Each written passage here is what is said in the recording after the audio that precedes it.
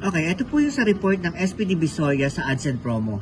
Okay, sa tricycle ads, meron po siyang 8 na existing, which is kulang po. Sa dami po ng tricycle na pwede natin lagyan ng ads dito sa Divisoria, 8 lang po yung nailagay nila. And then sa sticker ads, naman po meron siyang 8 din na naikabit. Yan. So, kulang din. Pasuyo na lang ako. Ang daming jeep na pwede din natin paglagyan dyan. 8 lang yung naikabit nila. And then, sa giveaways naman po, nakapamigay po sila. Very good po sila sa giveaways. Nakapamigay sila ng 180.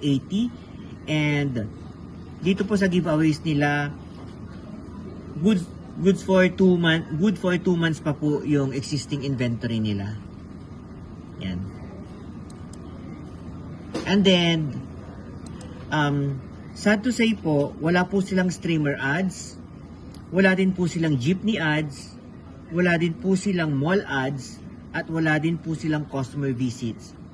Yan. So, attention kay SP999. Kailangan nyo magkaroon